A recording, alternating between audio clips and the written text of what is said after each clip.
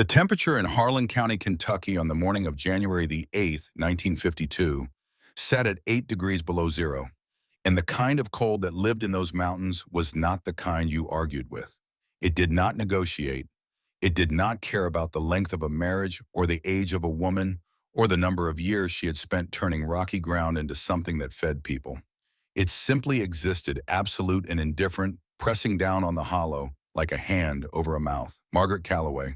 Maggie, to everyone who had ever known her well enough to call her anything, stood at the door of the farmhouse she had lived in for 35 years and did not look down at her feet.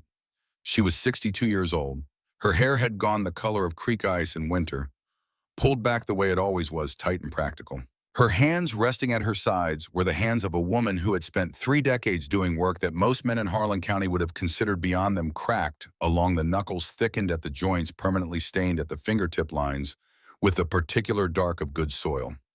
She held a canvas bag against her hip with one arm. In the other hand, loose at her side, she held nothing. She had made a point of that. A woman leaving on her own terms carries only what she chose to carry. Roy Calloway stood in the doorway with his arms crossed over his chest, the way a man stands when he has made a decision he knows is wrong, but has decided to commit to anyway. He was Harold's older brother by 4 years, which meant he was 66 and should have known better. And the fact that he did know better was visible in the particular set of his jaw, too tight, the way a jaw gets when a man is working to keep something down that wants to come up. Behind him, Beverly Calloway hovered at the edge of the kitchen light like something that had not yet decided whether to step forward or retreat. She was wearing her good house dress. She had put it on for this. That detail told Maggie everything she needed to know about how long this morning had been planned. The boots that should have been on Maggie's feet were sitting on the mat inside the door. Roy had placed them there the previous evening with a single sentence that was dressed up like a legal argument. Those were Harold's boots, purchased with Harold's money, and they would stay in Harold's house. Maggie had gone to bed that night in her wool socks and spent the hours until dawn considering what she knew about frostbite, at what temperature it set in, how long the process took, which tissues went first. She was not being morbid. She was being practical. If she was going to walk out of this hollow in January without proper boots, she needed to know what she was working with. She had found in the cedar chest at the foot of the bed that had been her bed for 35 years, a pair of heavy wool socks she had knitted herself during the winter of 1943, while Harold was somewhere in the Pacific and she was managing 12 acres alone. She put them on. 2 pairs. She wrapped her feet additionally in strips of burlap she cut from a feed sack in the barn before dawn, before Roy was awake, moving through the dark of a place she knew so thoroughly she could have navigated it blind, which she nearly had to. The burlap would not keep out the cold indefinitely, but indefinitely was not what she needed. She needed enough. The people who knew Maggie Calloway, and there were not many who knew her well because well was a standard she held to a high bar, would have told you that the most remarkable thing about her was not her intelligence, though that was considerable, and not her stubbornness, though that was legendary in its own quiet way. The most remarkable thing about Maggie Calloway was that she had never once in 62 years confused knowing something with being required to say it out loud. She carried an enormous amount of knowledge in absolute silence. She knew the pH level of every cultivated acre on the property. She knew which section of North Pasture had been slowly poisoned by runoff from an old ore pit 2 ridges over, and she knew it because she had watched the clover thin out over 6 years and drawn the conclusion herself before any county agent had come anywhere near the idea. She knew the names of grasses that most farmers in eastern Kentucky couldn't have identified at gunpoint.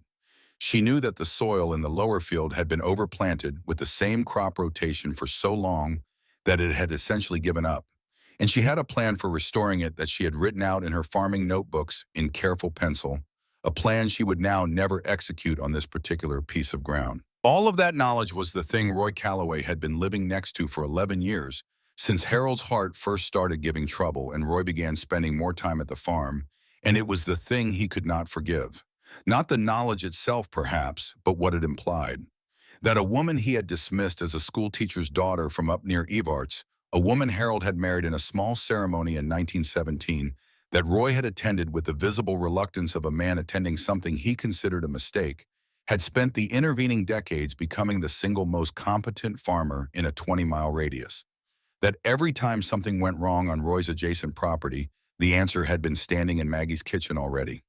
The trouble between them had a specific history, as trouble always does if you're willing to trace it back past the most recent wound to the older ones underneath. In the spring of 1944, when Harold was still in the Pacific, and Roy was managing his own 50 acres with the particular overconfidence of a man who had never lost a significant crop, Maggie had tried to tell him about intercropping. She had been reading a USDA bulletin about nitrogen fixation, about the old Three Sisters method that the Cherokee had practiced on this same ground centuries before anyone named Callaway or anybody else had put a deed to it. She told Roy that planting a legume alongside his corn would replenish what the corn took from the soil, and that the practice was documented and repeatable and would cost him nothing but a small adjustment to his spacing. Roy had laughed. Not the good kind of laugh, the kind that contains actual pleasure. The other kind, the kind that is shaped like laughter, but is made of something harder.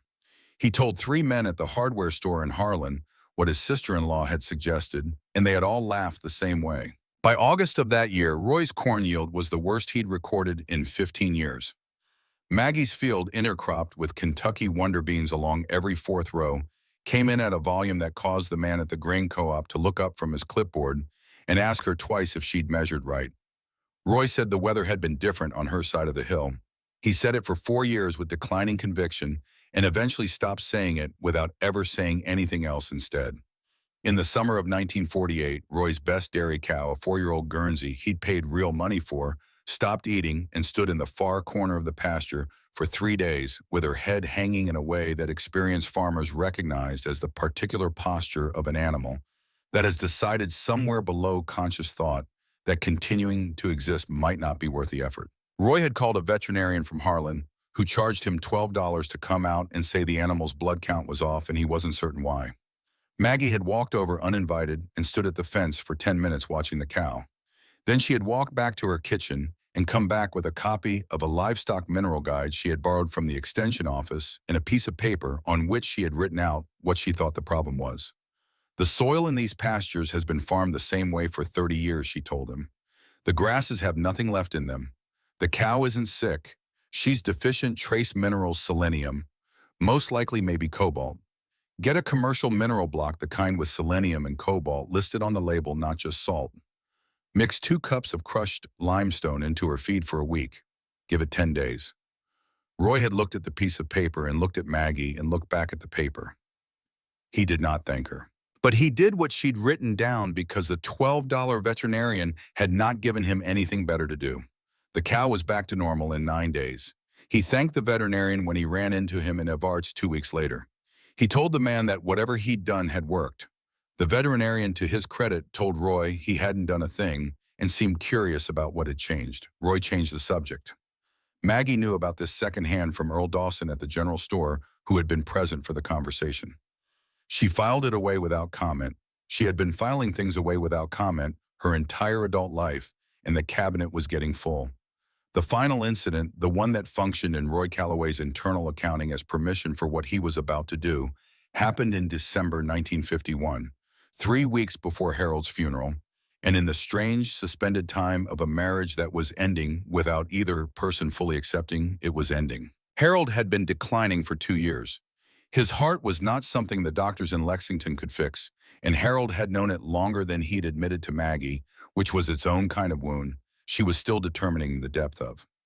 In December, with Harold essentially bedridden, Roy had come over to check on his brother and ended up in the barn with 2 neighbors from down the road, Garth Perkins and his younger brother Lewis, looking at Roy's remaining dairy cow who had stopped giving milk 3 days earlier.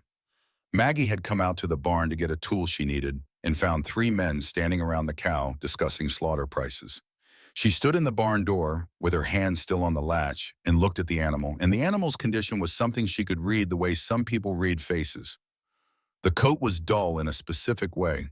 The posture was specific. She could see the pasture through the barn window, and she could see the frost-killed grass, and she could see exactly what had happened over the course of that grazing season, which was that Roy had been so occupied with Harold's illness and his own complications that the pasture mineral maintenance she had suggested to him 4 years ago had simply stopped. Your soil is depleted again, she told them. Same problem as before. The grass has nothing in it, so the milk has nothing in it, so there's no point to the milk from the cow's perspective. Salt block and limestone in her feed, same as before. You'll have milk in 10 days. She had said it flatly without preamble because the situation was flat. It was a straightforward diagnosis of a straightforward problem, and she had not looked at Roy's face while she said it, which was her mistake. Not because looking at his face would have changed the truth of what she said, but because it might have warned her what was coming. Roy did not speak for a moment. Garth Perkins looked at the floor. Lewis Perkins looked at the cow. Then Roy said in a voice that was very quiet and very controlled that he didn't recall asking for her opinion. She had gone back inside without answering. Harold had been awake, propped against the headboard with the particular alertness of a man whose body was failing, but whose mind was still burning clear, and he had heard enough of it through the thin walls of the farmhouse.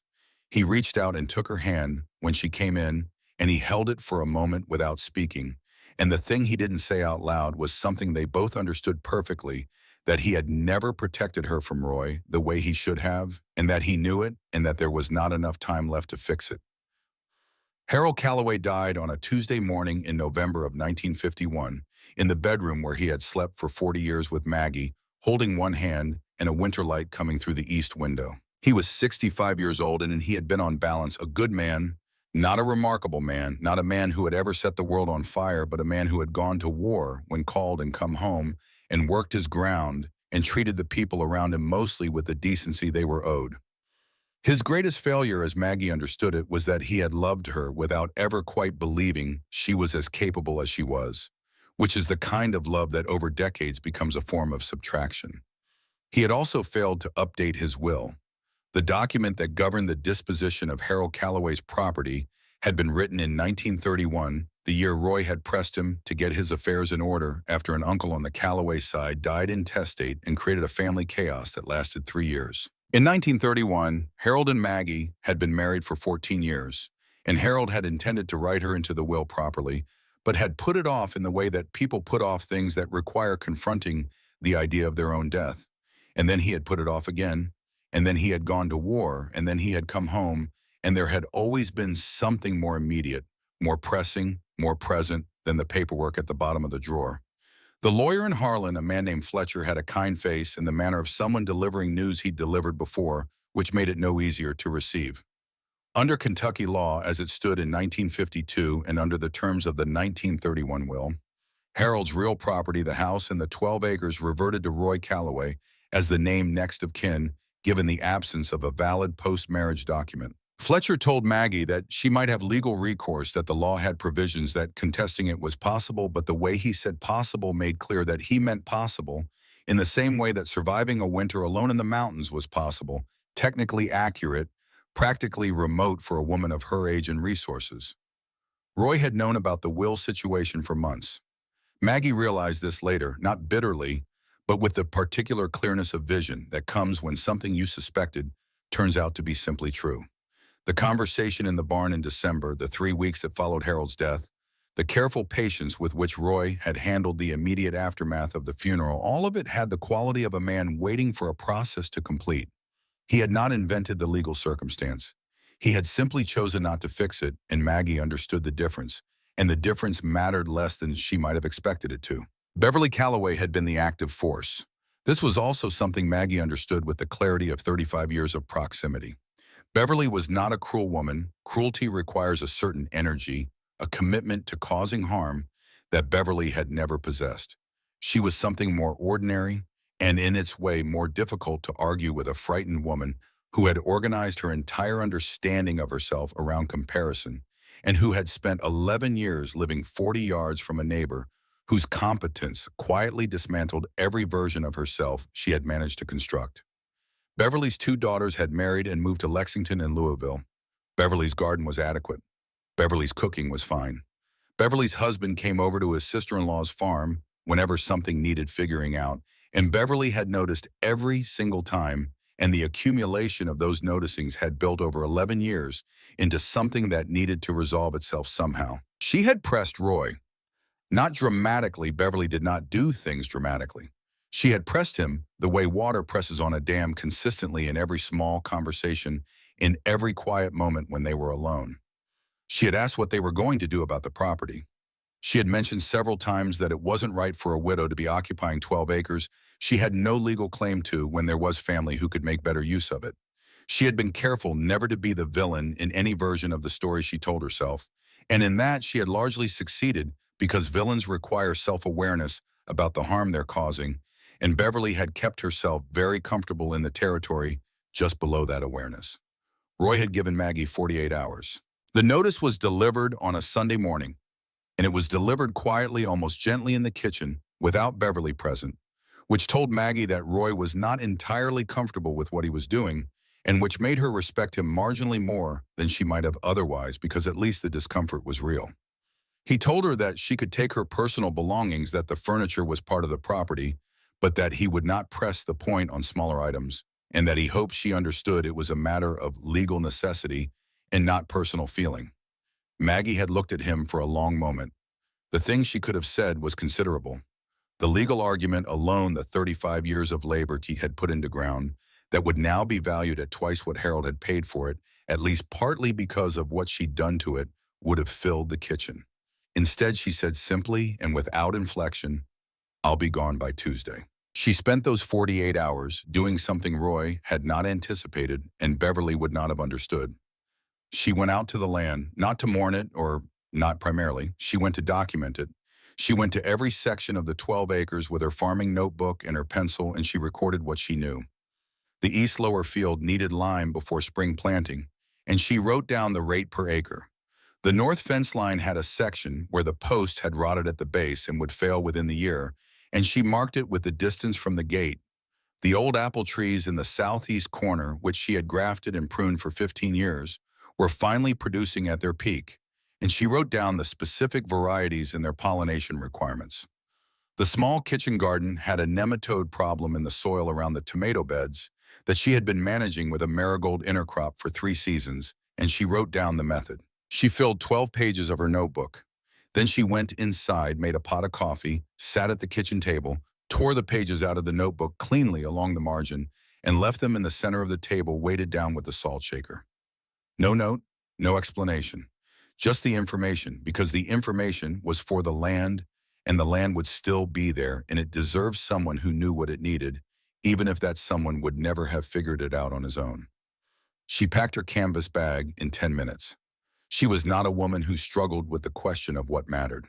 Into the bag went the 2 books she had decided were the 2 books, a copy of the USD, a farmer's bulletin on home dairying and goat management, a staple-bound document she had technically borrowed from the county extension office some months ago and had not returned, and a worn library copy of a Kentucky geological survey that covered the limestone cave systems of the eastern mountain counties, a book that had come on the bookmobile and which she had simply failed to give back with a vague internal promise to pay the replacement fee someday.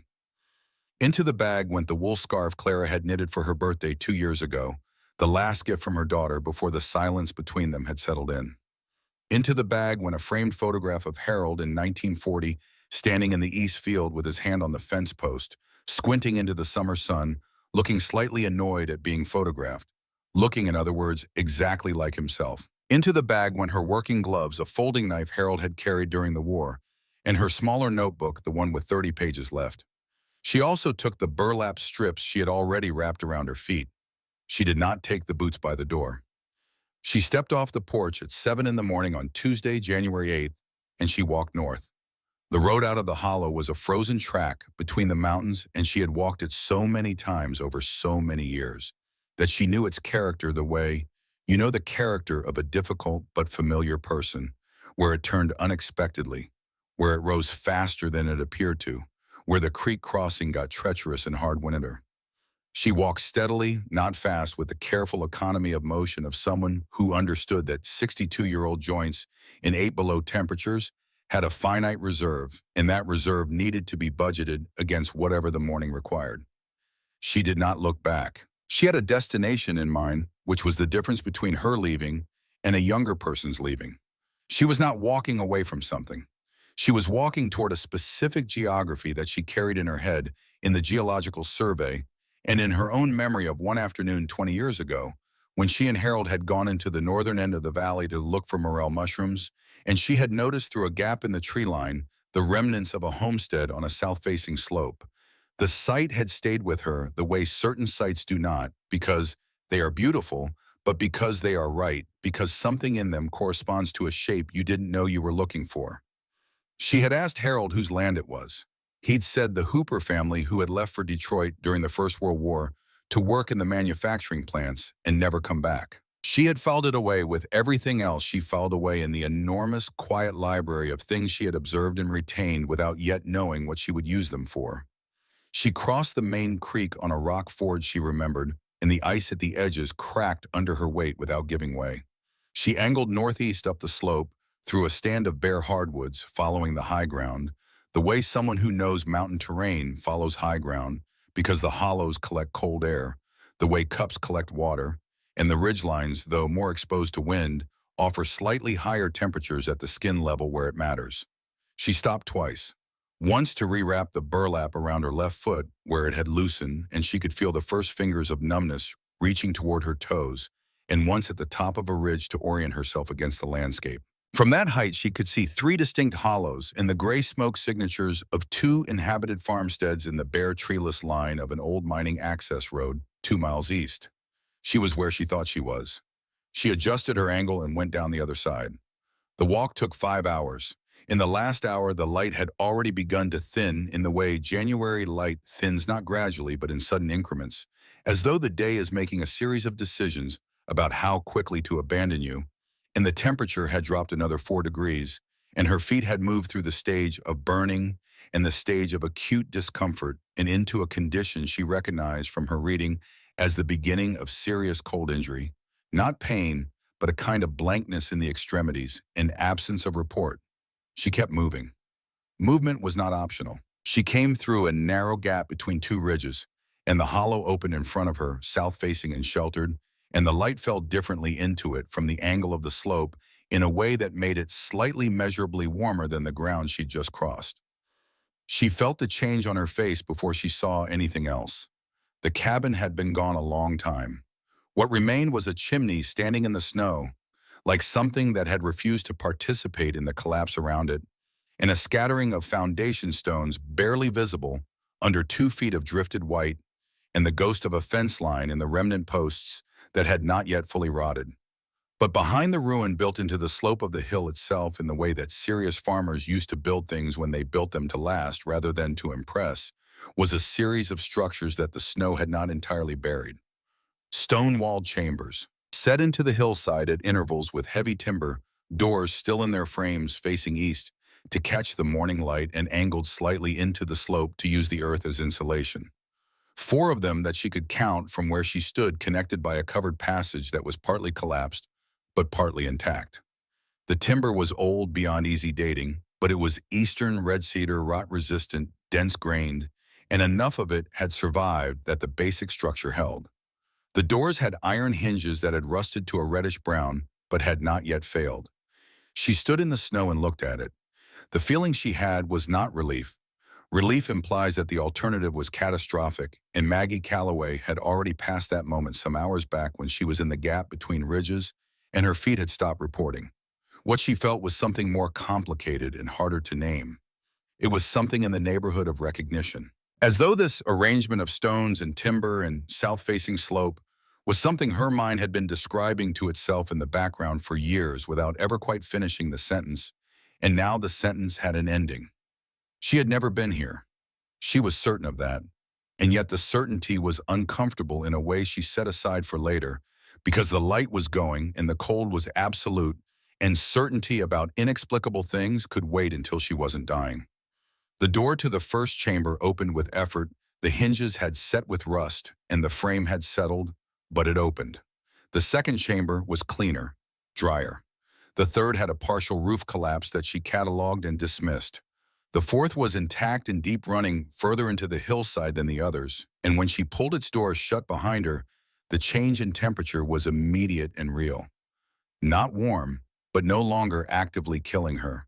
The Earth's own warmth. She had read about it, the phenomenon by which the ground a few feet below the frost line maintains a steady temperature regardless of what the surface weather is doing, because the ground stores heat from the entire accumulated summer and releases it slowly through the winter like a body cooling after fever.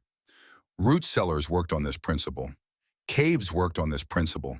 And these chambers cut deep enough into the hillside that the back walls were earthen rather than stone worked on this principle, and she could feel it 5 degrees, maybe 8 degrees warmer than outside, which in 8 below weather was not comfort but was survival.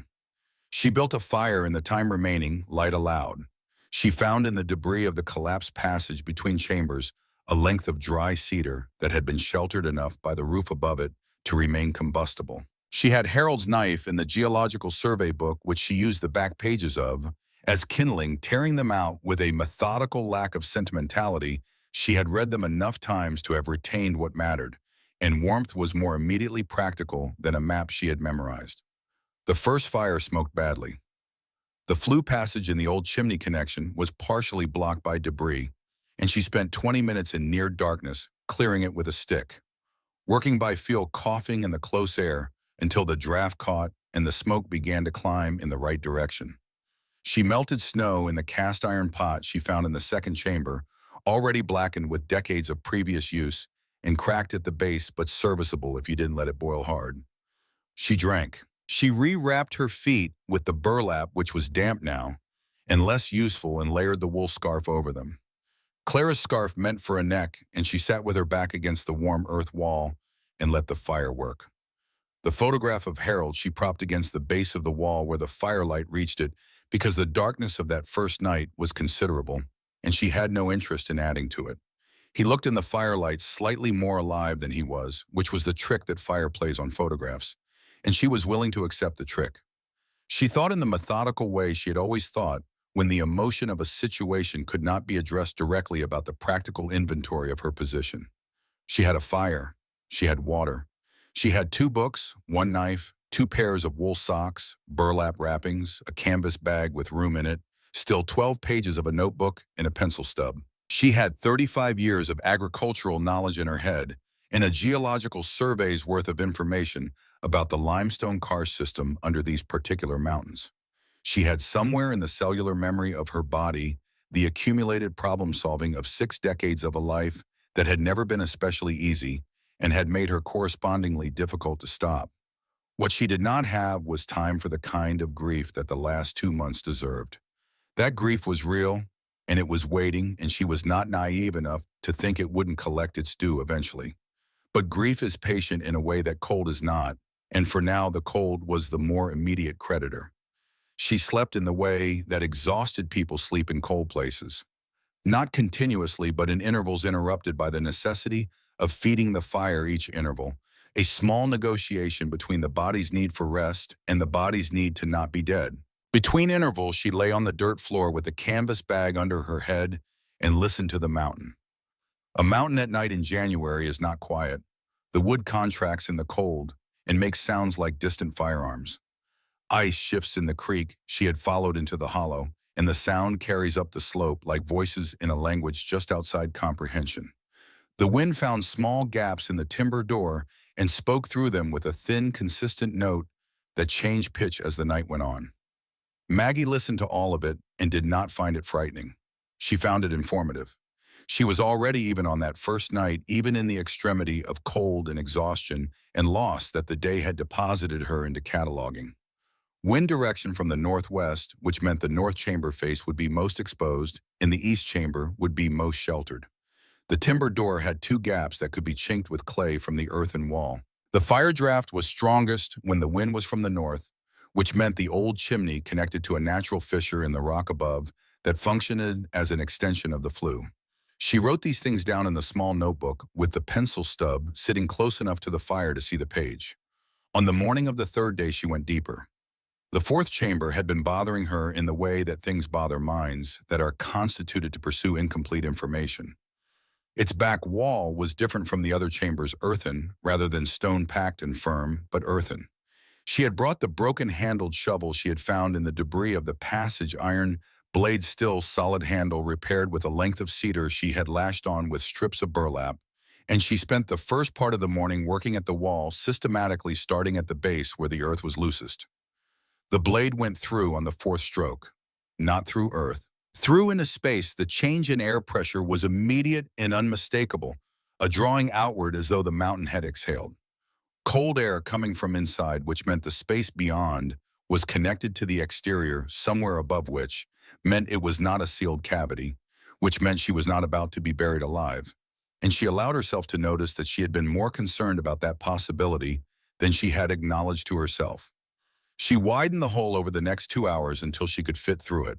She made a torch from a length of cedar, and a strip of her burlap soaked in the small amount of animal fat she had rendered from a rabbit she had found frozen under a log 2 days prior. Not much, but enough to make the torch burn for 15 minutes if she was careful with it. She went through. The passage was narrow at first, barely shoulder width, running at a slight downward angle into the limestone for perhaps 30 feet before widening into something she had to let herself feel before she could see a space with height, with the particular acoustic quality of an empty room, rather than a tunnel with air moving through it from some source above and settling to stillness at the center. She held the torch up. The walls were limestone cream and gray, with the crystalline surface texture she recognized from the geological survey illustrations. The space was perhaps 40 feet across at its widest. The ceiling was 8 feet at the center. It was not a cathedral. It was not a wonder of nature. But it was a barn-sized cavity inside a mountain drywalled, naturally temperature-regulated, with structural limestone that had been holding its own weight since before there were people in Kentucky to notice it. And running across the floor in a channel it had worn for itself over centuries, dark and steady and cold and absolutely clean, was water. Maggie Calloway crouched beside it. She cupped her hand and tasted it.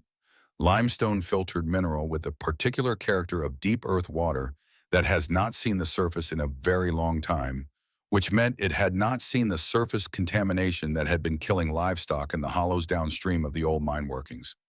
She felt the temperature of it against her palm.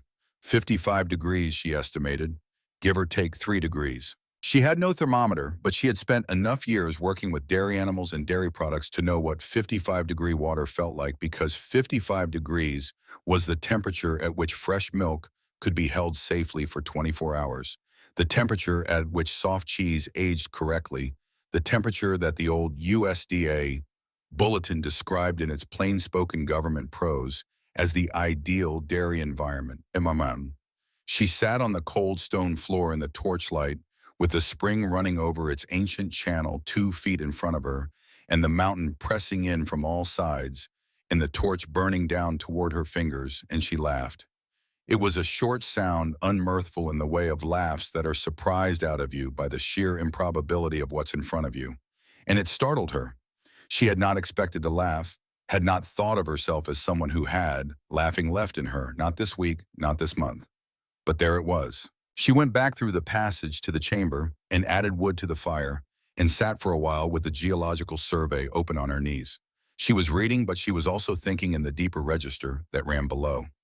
Reading the place where problems were assembled into structures, where what she knew was being sorted against, what she had just found, and what she understood about the intersection of the two.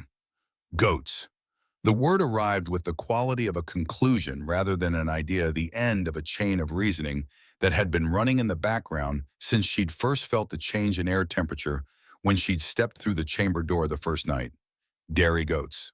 Hardy in rough terrain, economical in feed conversion, manageable by a single person, valued at near nothing by most farmers in these mountains, which meant acquirable at near nothing by someone who had something to trade. The underground chambers, with their stable temperatures, meant animals that wouldn't burn feed calories, fighting cold in winter.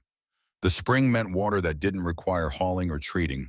The south-facing terrace slope above which she had walked the previous afternoon, and which had the particular aspect and drainage of land that could be cultivated, meant the possibility of supplemental feed grown on site. She was not planning. Planning required certainty of execution. She was doing the things she had done her entire adult life, which was seeing what was actually in front of her, rather than what she had expected to find, and building from what was there. She picked up her notebook. She turned to a fresh page. She wrote the date, January 11th, 1952. Then she stopped because something under her boot had resisted the movement of her foot, something hard and flat and not rock. She moved her boot, and brushed at the dirt with her hand and found the blade of a shovel, old iron rust patterned on the surface but solid underneath with a handle that had long since rotted to a broken stub. She pulled it free of the packed earth it had been half buried in and turned it over. The iron was stamped in the manufacturing fashion of the previous century, not a name but three initials pressed into the iron near the socket, EMC. She held it in the firelight for a long moment. Margaret Eleanor Combs. That had been her name before she was a Calloway. Before Harold, before the farm, before 35 years of a life she had been told she no longer had any claim to. Her mother's name had been Eleanor. Her mother had told her once and only once, the kind of telling that doesn't get repeated because it carries more weight than casual repetition can hold, had been a woman named Alma, who had moved up into these mountains before the turn of the century and built something with her hands in a place the world had not yet gotten around to noticing. Maggie set the shovel against the wall with a care she would not have been able to fully explain. She sat back down. She opened her notebook to the fresh page. Outside, the mountain continued its winter business, without comment, indifferent, as always cold and specific and indifferent. She began to write. The first thing Maggie built before the animal quarters, and before the ventilation, and before any of the larger work was a door. Not the chamber door, which already existed and already functioned. A second door set inside the first with a gap of 8 inches between them, an airlock essentially the same principle she had read about in a pamphlet on cold storage management that the county extension office had mailed to every registered farmer in Harlan County 3 years ago, and which most of those farmers had used to start their morning fires. The dead air between the two doors created an insulating buffer that cut the thermal exchange by a measurable amount every time someone passed through, which in a structure whose entire value was temperature stability was not an incidental improvement. It took her 4 days to build it from salvaged timber, and the iron hinges she worked free from the collapsed passage with a flat stone as a hammer. Her hands by the end of the 4th day had bled through 2 sets of glove wrapping, and the cold had gotten into the joints of her fingers in a way that would stay with her in some form for the rest of her life. She finished the door anyway. The Perkins brothers came in February.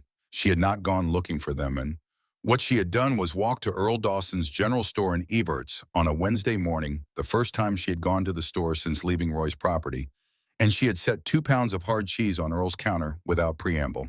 The cheese was a rough product. She had been working with small quantities without proper equipment, improvising the pressing and aging process from the USD, a bulletin's instructions, and from what she could do with the tools available. But it was real cheese, the kind that did not apologize for itself, and Earl Dawson cut a piece and ate it before he said a word. Then he looked at her across the counter with the expression of a man recalculating something. She told him what she needed: 2 or 3 people who were strong, who could keep their mouths mostly shut, and who were owed something by Roy Calloway. Earl told her about Garth and Lewis Perkins, who had worked Roy's property for 2 seasons and been turned off without full pay when Roy's finances contracted after Harold's death, and Roy had decided that the brothers were the most convenient available solution to his accounting problem. They were living that winter in a rented room above the hardware store in Harlan, doing odd jobs, and they were not happy men. Maggie met them on a Thursday at the mouth of the hollow. Garth was 43, broad through the shoulders, a man who communicated primarily in the displacement of air around him. His presence was physical and decided, and when he crossed his arms across his chest, it meant he was listening more carefully than his face let on. Lewis was 38 and built along similar lines, but with a restlessness in him, a quality of a man whose body processed difficulty into motion, which meant he was the faster worker of the two, and also the more dangerous when something went wrong. She showed them the chambers. She showed them the inner cave with the spring. She showed them her plans drawn on the last pages of the geological survey in pencil, the ventilation system, the drainage channels, the proposed layout of the animal quarters, the composting structure she intended to build against the south-facing hillside. Garth looked at the plans for a long time and then looked at the chambers and then looked back at the plans. His verdict arrived after a silence that Maggie had learned to recognize in working men as a sign of genuine consideration rather than reluctance. You've thought this through pretty thoroughly for somebody who's been living in a hole in a hill for 3 weeks. She told them she would pay in product. No cash because she had none, $12 and some change total, which she was preserving for necessities she could not produce or scavenge. But as soon as she had animals producing, They would receive a fixed portion of the dairy output every week for as long as they helped. She was not asking for charity. She was proposing a transaction with a delayed payment structure, which was how most of Appalachian economy had always actually functioned, stripped of any pretense otherwise. Lewis asked how she knew the animals would produce enough to be worth their labor. She looked at him with the steady patience of a woman who had been asked to justify her competence at regular intervals for 6 decades. Because I know what I'm doing, you can choose to believe that or not, but I'd suggest you taste the cheese first and decide after. Lewis tasted the cheese. He showed up the following Monday with his brother and a set of tools. The work proceeded in stages that the season dictated. January and February were for the underground structure, reinforcing the chamber walls with stone hauled from the creek bed, clearing and widening the passage between the chambers, building the internal framework for the animal stalls. The stonework was the hardest labor. The limestone in the creek bed ran to pieces that averaged 40 pounds, and getting them up the slope and into position required the kind of sustained physical effort that Maggie participated in equally, which was something the Perkins brothers noticed without commenting on directly. What they did comment on obliquely was that she knew things about stonework, about how weight transferred, about where mortar was load-bearing, and where it was cosmetic that Garth, who had done this work for 20 years, had not expected her to know. She had learned it from reading a structural manual borrowed from the Harlan County Library in 1946 when she'd been planning to build a milk house on Harold's property and had instead filed the knowledge away when the plan was deferred and the deferral became permanent. The day the passage gave way was in early March. The plan that morning had been to break through the earthen section between the fourth chamber and the cave passage, widening the connection Maggie had originally forced through with a shovel, making it large enough to move equipment through without having to dismantle it. The section of earth they were removing was stable by every measure Garth had applied. He had worked enough underground to know the signs of compromised fill, and he had checked it twice. What none of them had accounted for was the shelf of limestone 8 feet above the opening that had been resting on the compacted earth for 40 years, and which, when enough of that earth was removed from the base, shifted. It did not fall. What it did was worse than falling. It moved 3 inches forward and down, and the earth around it redistributed, and the section of passage wall to the right of where Maggie was standing folded inward. Garth and Lewis were both outside the passage at the moment of the shift. Maggie was inside. The collapse filled the passage entrance behind her. Not completely, there was a gap at the top, the thickness of a man's hand, through which cold air moved.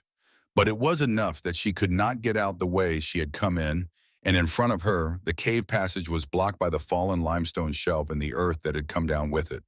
The torch she'd been carrying had gone out in the disturbance. She was in absolute darkness. She knew her position precisely 7 feet into the passage from the chamber entrance, 2 feet of debris behind her immovable stone in front. Ceiling intact overhead, she had checked it with her hands before she registered anything else, running her palms along the rock above her head with the focused attention of a woman who needed one thing to be true in order to proceed. The ceiling was intact. She was not about to be crushed. She sat down on the passage floor and breathed.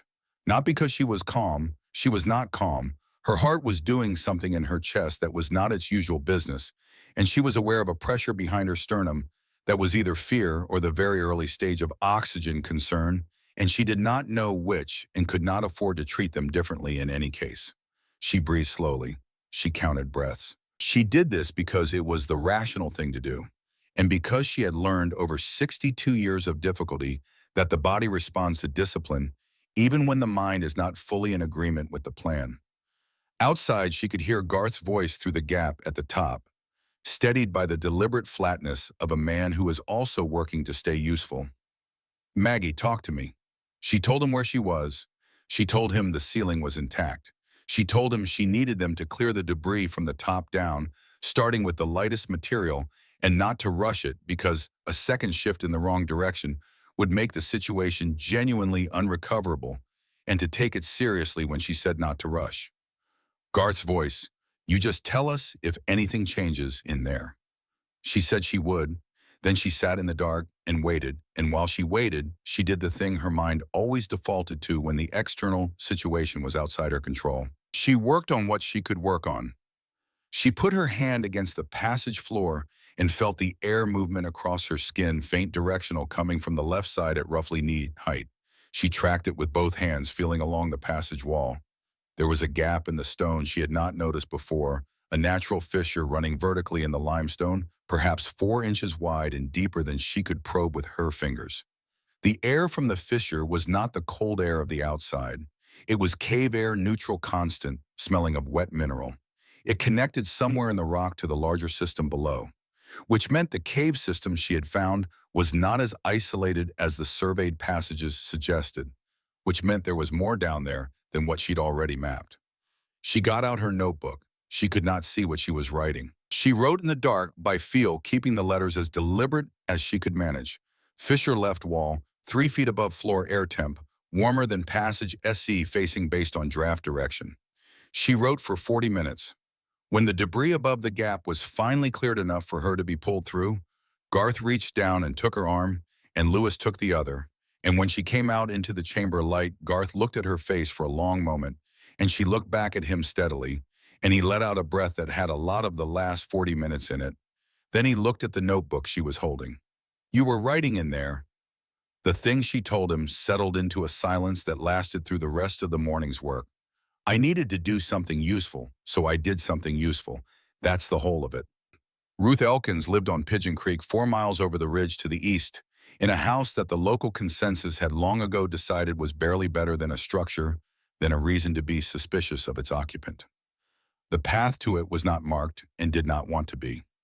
Maggie had heard Ruth's name for years. It circulated in the particular way that names circulate in mountain communities, when the person attached to the name has chosen to opt out of the social contract, and the community has responded by turning the person into a category rather than an individual. Ruth Elkins, strange kept to herself, grew things people didn't ask about, talked to animals. The version of Ruth that lived in Harlan County's collective memory was a cartoon, flat and simplified, and cartoons are what communities produce when they encounter something they cannot flatten into a useful shape. The first time Maggie went to Pigeon Creek in late February, Ruth's door stayed closed. Not locked, the door moved slightly in its frame when Maggie knocked, meaning it was not bolted, meaning the refusal was deliberate. Maggie stood on the porch for 10 minutes, said what she had to say to the closed door in a clear and normal voice: who she was, what she was doing, that she had no interest in imposing, but had heard Ruth kept goats, and she wanted to talk about that if Ruth was willing at some point, and then walked the 4 miles back. The second time was 2 weeks later, early March, a week before the passage collapse. The door opened this time.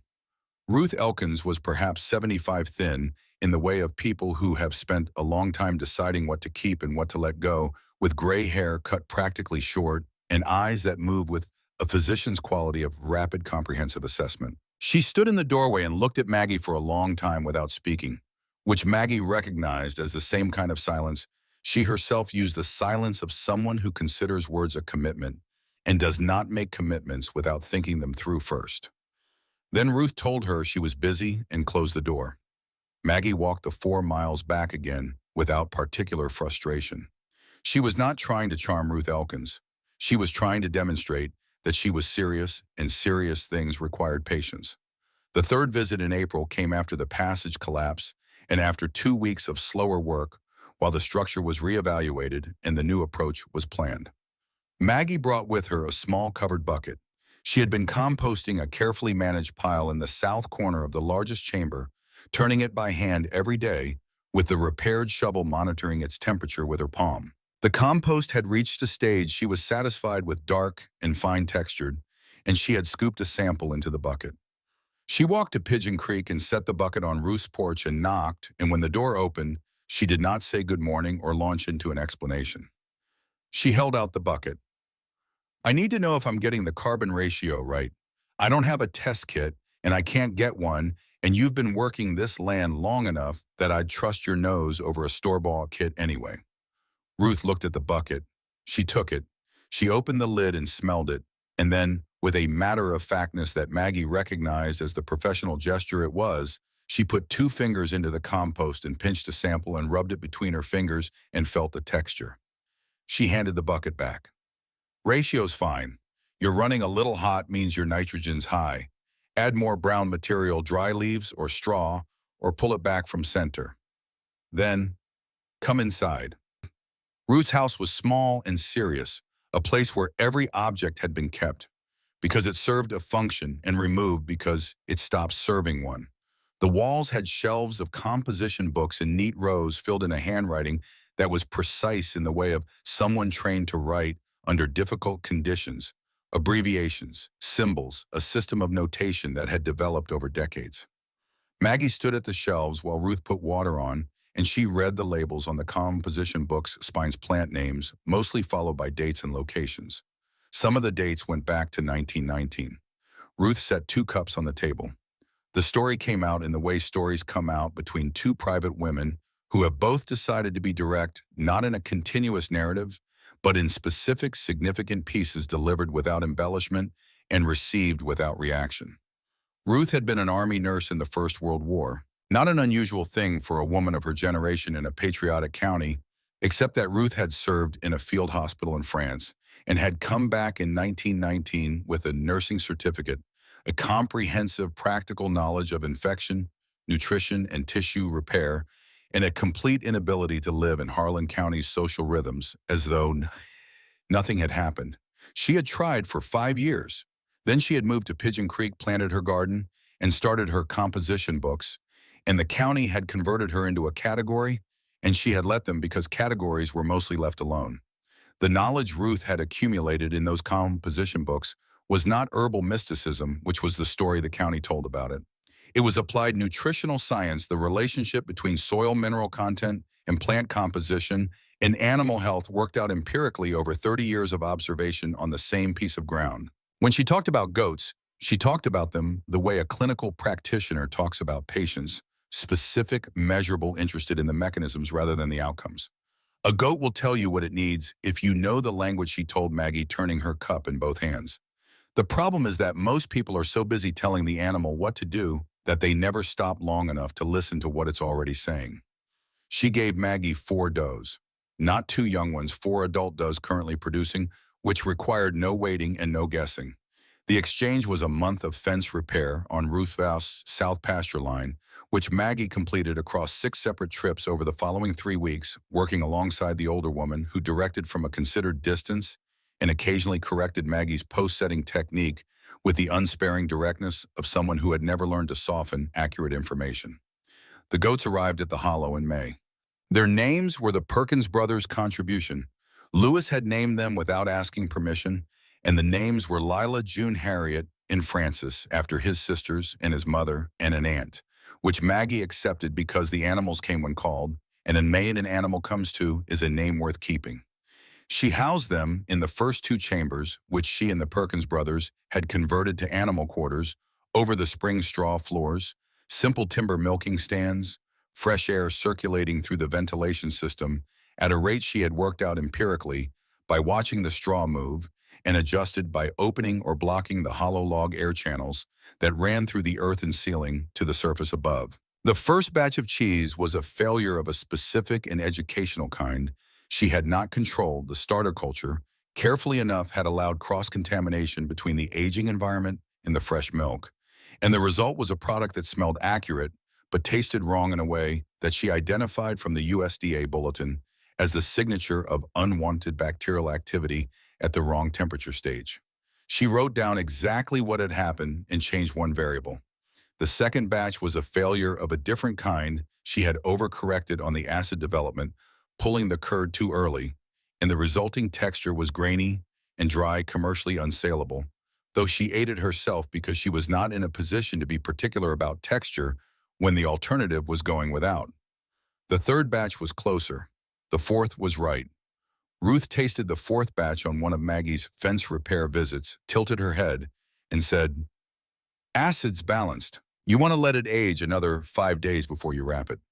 She said it the way she said most things, not as praise, but as information, which was for Maggie the highest form of respect available.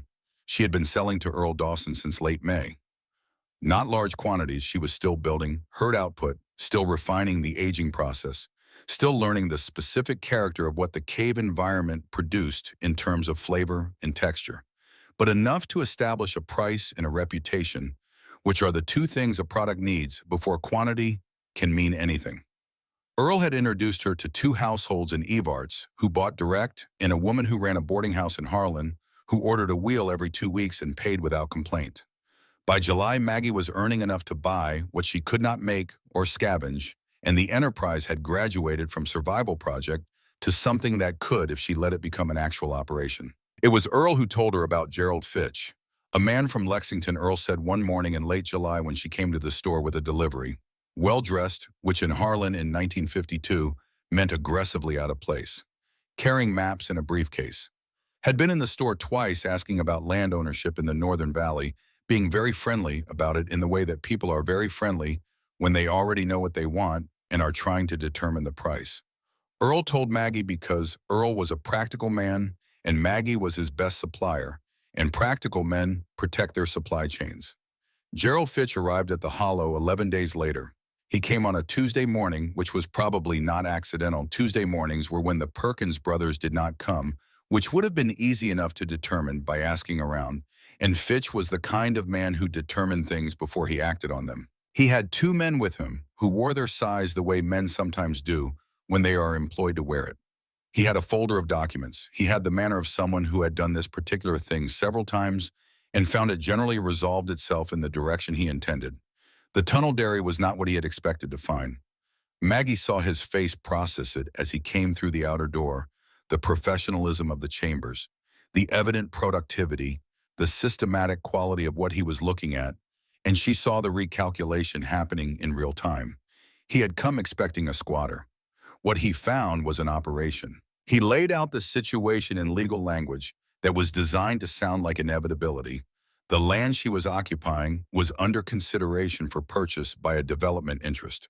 Her presence was technically a trespass on property that had reverted to the county. After the Hooper family's departure decades prior, the county had authorized a review of the land's disposition, and there were interested parties with legitimate claims. He did not raise his voice. He did not threaten explicitly. He described a future as though it were weather already determined, already on its way, unfortunate but not personal. Maggie had been making butter when they arrived. Her hands were still coated with the pale residue of it, and she did not wipe them off, and she stood in the entrance to the first chamber with the low light from inside making a shape behind her, and she said, "The land this structure is built on was deeded to Alma Combs in 1887. I know this because I found the original claim documentation in the Harlan County Registrar's records 3 weeks ago when I walked to town specifically to look for it. Alma Combs was my grandmother, which I can document through my mother's birth certificate on file with the county. That chain of title has never been properly transferred or vacated, which makes this an active inheritance question, not a trespass question. You have your folder and I have mine. We can discuss it in front of a judge, or we can discuss it here, but the outcome of the first conversation determines whether we bother with the second one." Fitch looked at her for a moment. He was a man who processed information efficiently. She could see it working. He closed the folder. He told her this was not the end of the conversation. She told him she had not suggested it was. They left. She went back to the butter. The legal situation was real and the threat was real, and she was not naive about either. The chain of title she had described to Fitch was genuine. Ruth had told her about Alma Combs and the original settlement when Maggie had asked about the land's history on her second fence repair visit, and the trip to the county registrar had confirmed what Ruth knew. But confirmation of an old deed was not the same as a clear modern title, and Fitch had resources and connections and a development interest behind him that had more leverage on the county machinery than a 62-year-old widow with butter on her hands. She had a legal basis. She did not yet have a legal victory. What she had, in addition to the deed question, was the thing she had found in the geological survey and confirmed with Daniel Marsh's preliminary visit in December. But that was later, and what she had in September was the principle she had identified herself. The spring in the cave ran year-round and was a natural water source of sufficient volume that it might qualify under the Kentucky water law provisions and that govern public water resources provisions that had been written to prevent exactly the kind of industrial acquisition Fitch was proposing for a valley that sat above a significant underground water system. She wrote a letter to the County Water Authority and another to the State Geological Survey Office. She wrote them carefully in the tone of a person requesting information rather than making an accusation, because she had learned that the tone of a request determines whether it receives an answer. Clara Calloway arrived on a Thursday in September, 2 days after Fitch's visit, which was a convergence that Maggie had no way to have anticipated and which rearranged everything that was already complicated about the month. Clara was 41. She had her father's coloring, dark hair, Harold's particular way of standing with his weight shifted to the left hip, and her mother's eyes, which was a fact that Maggie had always registered with the complex feeling of things that are simultaneously a source of love and pain. She had been living in Cincinnati for 8 years with a man named Dennis Sykes, whom Maggie had met twice and disliked with the specific informed dislike of a woman who recognizes in someone else the particular combination of charm and control that constitutes the architecture of a certain kind of damage. Clara had not come to Harold's funeral. She had sent a card with a brief note that was clearly composed under constraint, the sentences too careful, the apology for absence too oblique and too brief. Maggie had read it 3 times and put it in the cedar box, where she kept things she was not yet ready to fully think about. Clara was thinner than Maggie remembered, and dressed more carefully than the situation called for, which was another form of information. She had taken the bus from Cincinnati to Harlan and hired someone to drive her out to Everett's and walk the rest of the way with a suitcase that was too heavy for the terrain. She arrived at the Hollow with the expression of a woman who has been rehearsing a conversation for a long time and is now facing the reality that the other person is not going to perform their assigned part. She had expected to find her mother diminished. That was apparent in the first 30 seconds, the way Clara's eyes moved over the chambers and the terrace work and the stacked rounds of aging cheese with a confusion that came from an anticipated picture failing to match the actual one. She had expected a woman in a hard situation who needed rescuing. What she found was a woman in a hard situation who had built something from it. The conversation they needed to have did not happen immediately. What happened first was that Clara ate she had not eaten since the bus, which was 10 hours, and the food Maggie gave her was the food the Hollow produced, which was simple and specific and tasted like the work behind it. Clara ate 2 helpings of everything and did not say much, and Maggie watched her daughter the way she watched the goats, not waiting for particular words, but reading the posture, the pace, the quality of the silence between bites. Fitch had contacted Clara in August. This emerged over the following hour not as a confession, but as a piece of information Clara had decided she needed to be honest about, which meant she had been sitting with the dishonesty of not saying it long enough that the wait had become worse than the saying. Fitch had found her through Roy's lawyer, Roy, who knew Clara's address in Cincinnati because Harold had kept it in the farm records, and Roy, who had been in contact with Fitch's people since June. The offer was real money, more than Clara had ever held in her life, in exchange for her signature as Harold's surviving immediate family member on a document that would clear the title question on the Northern Valley land. She was not being asked to do anything illegal. She was being asked to make legal what was currently complicated. The money was what she needed. That was the part Clara could not say directly, but which Maggie understood within the first 20 minutes. The money was the only thing Clara could see between herself and staying in the apartment in Cincinnati with a man who had over 8 years systematically removed every other option. Not dramatically, Dennis Sykes was not a man who made dramatic scenes. He was a man who made subtle ones, who had quietly ended friendships and slowly redirected income and gradually restructured the logistics of Clara's daily life until the architecture of her dependency was complete and invisible. It was exactly the kind of damage Maggie had seen in the man's face the 2 times they had met. When Maggie understood this, she sat with it for a moment without speaking because she needed a moment with it. Then she said, "I'm not going to sign. I want to be clear about that first, because I won't let you leave here thinking there's a version of this conversation that ends with me signing." Clara's face went through something complicated. Then Maggie continued, "But you're not going back to Cincinnati before we talk about that apartment and what you need to do about it, which is a different conversation from the land, and one that I should have started 2 years ago when I still had a house to have it in. Stay a month, 1 month. After that, you can do whatever you decide." Clara did not agree immediately. She slept on it or failed to sleep on it, which amounted to the same decision, and in the morning she was still there. She came out to help with the morning milking without being asked and without explaining why, which Maggie recognized as the language of someone doing the only thing they know how to do when everything else is unresolved. She had been raised on a farm. Her hands remembered what her mind was still negotiating. Lila stood still for her on the first try. June took a minute. Harriet was difficult, as Harriet always was, and Clara's quiet, patient persistence with the animal had a quality in it that Maggie watched from the doorway with the particular attention of a mother watching a child be someone the mother did not fully know. The month turned into 2 months and then stopped counting.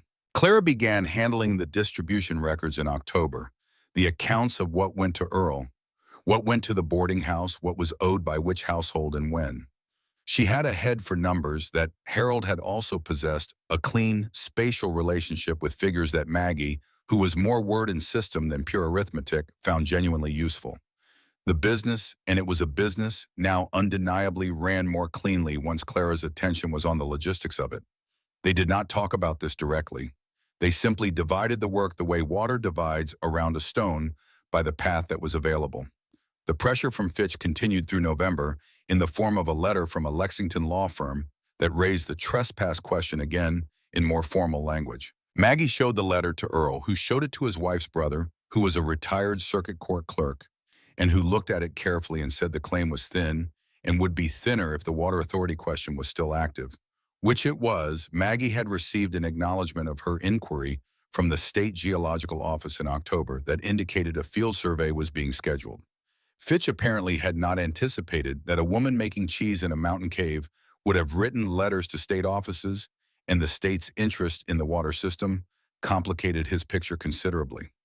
By December, the Perkins brothers had helped construct the fourth of the planned building phases, a greenhouse structure built against the south-facing hillside using salvaged window glass from 2 abandoned farmhouses in the valley, in a timber frame that Garth had built with the precision of a man who took structural work personally. The floor heat came from a composting chamber underneath it, manure and straw from the goat quarters, managed at a temperature that generated enough warmth to keep the air above it where the plants were from freezing in Kentucky winters.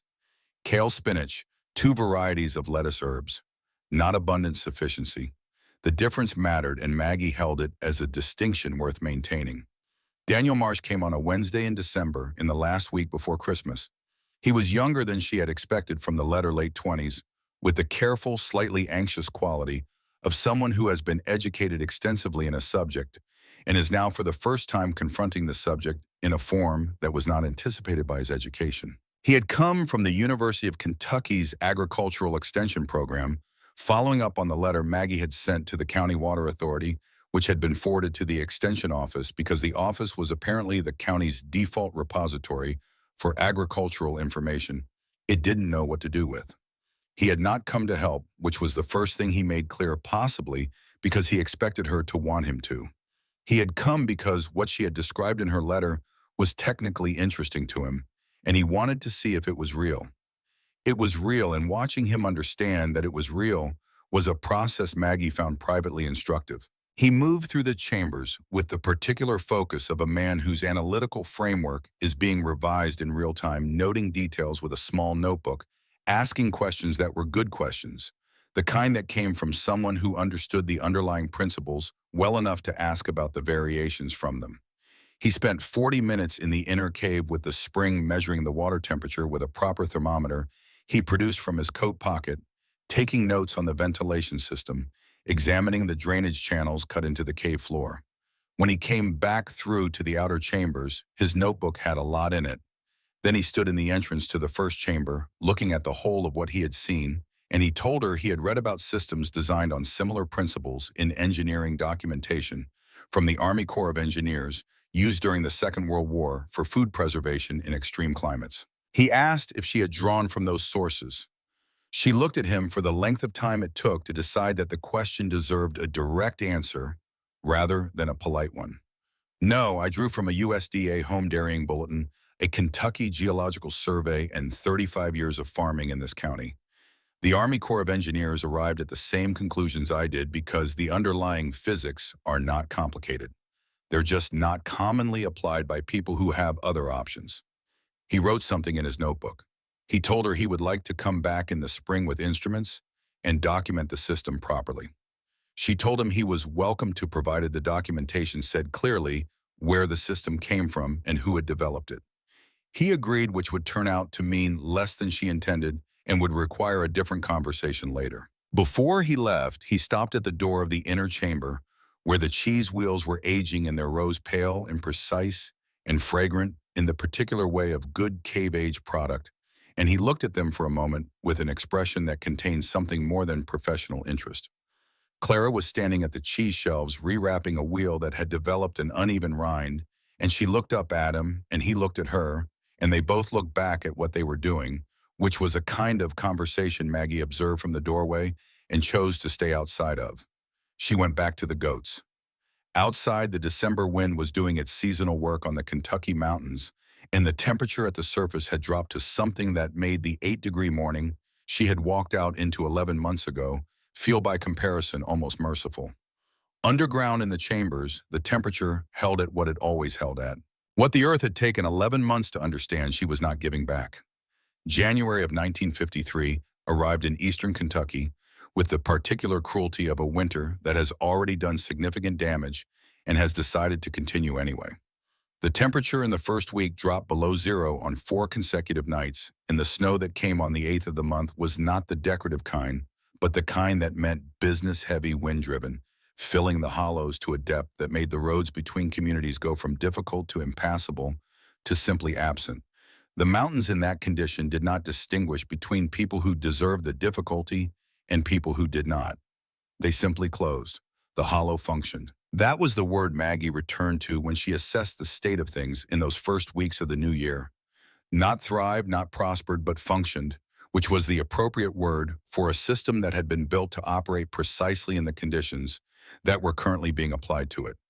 The 14 goats in the first 3 chambers were producing at a rate that had stabilized over the fall months into something she could budget against. The greenhouse was giving kale and spinach and 3 kinds of herbs, heated from below by the compost system and from the south-facing glass above, and the output went into cheese, into butter, into the direct nutrition of the 4 people who now lived and worked in the hollow, which was Maggie and Clara and the Perkins brothers, who had by this point moved from their rented room in Harlan to a cabin they built themselves on the ridge above the hollow, using timber from a stand of dead chestnuts killed by the blight 2 decades prior that they had been clearing as part of the terrace expansion. Clara had not left. She had also not formally decided to stay, which was a distinction she maintained internally, and which Maggie respected without pressing, because she understood that a decision made under duress is not the same as a decision made freely, and Clara was still in the process of determining which kind she was capable of. Dennis Sykes had written 3 times. The first letter was conciliatory in tone, which was the tone he had used historically when something needed to be recovered. The second was more functional, a request for information about property she had left in Cincinnati, phrased in the way that requests for property are phrased when they are also arguments about who has the right to leave. The third letter did not arrive until February, and by that time the events of January had changed the particular gravity of everything in the hollow, and Clara read it at the kitchen table and put it in the stove without finishing it. Maggie saw her do it and said nothing, and the nothing she said was one of the more useful things she had provided her daughter in 41 years. The diphtheria outbreak did not announce itself. Disease rarely does in isolated communities. What happens is that a child is sick, and then a child in another family is sick, and for a week or 10 days each family manages its own situation privately, partly from the mountain instinct toward self-sufficiency, and partly because admitting that a child is seriously ill requires also admitting that you may not be able to handle it, and that admission has a cost. It was the 3rd week of January before the pattern became visible enough that the doctor in Harlan, a man named Aldridge, who covered a practice area that in decent weather could be managed by 1 person, and in January, snow was a geography more suited to 4 understood what he was dealing with. 18 children across a dozen families in the surrounding hollows. The youngest was 14 months. The oldest was 11. Diphtheria is a disease with specific nutritional requirements for recovery. Not in the folk sense, not in the general sense of feed a cold and starve a fever, but in the precise clinical sense that the toxin produced by the bacteria depletes specific proteins, and the immune response requires specific caloric support, and the children who had the best outcomes were the ones whose bodies had something to fight with before the disease arrived. Aldridge had the antitoxin, which he had driven through the snow to Lexington to get, and driven back with, which was not a small thing. What he could not produce from his medical bag was fresh milk and vegetables in January, in a county where the cows were dry and the roads to Lexington had been impassable for 11 days. Earl Dawson knew who to call. Earl always knew. It was the quality that made him essential in his community, not charm, not capital, but a comprehensive and continually updated map of who had what and who needed what and where the distance between those 2 points could be bridged. He drove his truck as far as the snow would allow, which was to the base of the ridge below the hollow, and then he walked. 3 miles through snow that in places came to his waist. He was 61 years old and not a small man, and the walk took him 2 hours, and when he arrived at the hollow entrance, his face was the particular gray-red of a man who has made a serious physical demand on himself and is not certain he was correct to do so. Maggie brought him inside and gave him something hot and waited while he recovered the capacity for consecutive sentences. He told her about the children. He told her about Aldridge's assessment. He told her what was needed. He watched her face while he spoke, and when he reached the part about the families affected and said the name Callaway Roy's son's family, 2 grandchildren, a boy of 7 and a girl of 4, he paused because he was not a man who was careless with information that had weight in it. Maggie was quiet for long enough that Clara, who was at the cheese shelves across the cave, looked over. Then how many children? Total 18, Earl told her. She stood up and went to the storage area without further questions, and he heard her begin pulling and stacking and assessing the particular cadenced sound of someone taking inventory against a need. She did not deliberate about the Callaway grandchildren. That needs to be said plainly because the easier story would be that she deliberated and chose generosity, and the actual story is that she did not deliberate at all, which is a different and more significant thing. The moment of stillness when Earl said the name Callaway was not deliberation. It was absorption, the way you absorb a piece of information that changes the geometry of a situation without changing what you are going to do about it. She had not spent a year building something that fed people so that she could then decide which people it fed based on what their relatives had done to her in January of the previous year. That was not the farm she had built. It was not the woman she was. What followed was 7 crossings. The first crossing happened the morning after Earl's arrival. He had slept in the outer chamber on a straw pallet that was normally Garth Perkins' bed, and in the morning the 5 of them, Maggie, Clara, Earl, Garth, Lewis, distributed the first load across 5 carrying frames that Maggie and Garth had assembled the night before from timber and canvas strapping. 4 large milk cans, 12 pounds of fresh cheese, 2 bushels of greens from the greenhouse packed in cloth to retain moisture and warmth. They crossed the ridge in a line spaced close enough to keep visual contact using the route Earl had broken on his way in, which had already half closed overnight. The snow was knee-deep on the flat sections and waist-deep in the wind-scoured gaps between ridges. Maggie walked second in the line behind Lewis, who was breaking trail, and she walked steadily and without complaint for 6 hours, in conditions that were in objective terms unsurvivable without preparation and inadequate footwear. She was wearing boots now, real ones purchased with the first 3 months of dairy earnings, and she thought of that fact exactly once at the top of the first ridge, with the wind coming across the summit in a horizontal sheet. And then she thought about the weight distribution of the milk cans and whether the carrying frame's shoulder straps were distributing correctly, because that was the more useful thought to be having. Aldridge met them at the road with a look on his face that shifted from professional assessment to something less composed when he saw what they had brought. He told Maggie what each family needed, who had the sickest children, who was furthest into the recovery curve, and could manage with less where the nursing mothers were, who needed the fat content of the butter specifically. He spoke quickly and with the compressed specificity of a man rationing his own attention across too many patients, and Maggie listened to every word and retained it without writing it down, because her hands were busy and her mind was more reliable than her notebook in any case. Ruth Elkins was already at the first family's house when they arrived. This required a moment's explanation. Ruth had heard about the outbreak from a woman who passed her property on Pigeon Creek and had walked down 3 days earlier before Earl had come to the hollow and had stationed herself at the center of the affected community with her composition books and her 30 years of nutritional observation and her WWI nursing certificate, which she had produced from a cedar box. She apparently kept it in and showed to Aldridge with the flat composure of a woman who had earned the right to be taken seriously and was prepared to document it. Aldridge had taken one look at what she knew and made room. Ruth directed the distribution with the precision of someone who had thought carefully about what each child needed specifically rather than what sick children needed generally. The 14-month-old needed the milk most diluted and warmed to a precise temperature she demonstrated by feel on the inside of her wrist.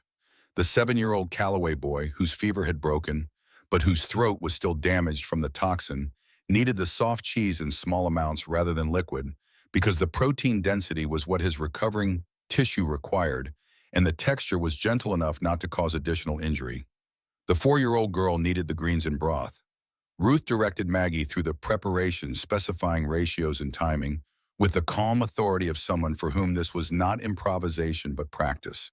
They worked through that first day without stopping for anything except what the work required. Maggie moved between houses in the cluster of 3 families that were closest together, carrying heating, serving, washing equipment, and starting again.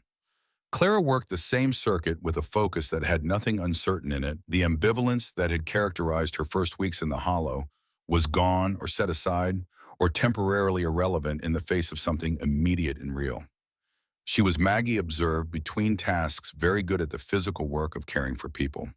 She had a quality of presence in a sick room that the children responded to, not sentimental, not soft, but calm and deliberate and specific, in a way that communicated to a frightened child that the person attending them knew what they were doing.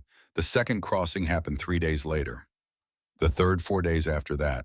The distances were not short, and the snow was not cooperating, and Maggie was 63 years old and had been working in extreme cold for 2 weeks. And the physical accumulation of it was something she tracked, the way she tracked any system, by the symptoms, by the rate of change, by what the readings meant relative to the threshold. Her joints told her things every morning that she filed under the category of information I am receiving, but not acting on, and she got up and did what needed doing. The Callaway grandchildren turned a corner on the 9th day. Maggie was at another household when it happened and heard about it later from Ruth, who described it with clinical brevity. The boy's fever normalized. The girl began eating without distress. The specific crisis had passed. Ruth delivered this information without ceremony, and Maggie received it without ceremony. And if there was something moving in the simple fact of it, they were both women who had learned to let that kind of thing exist without making a production of it.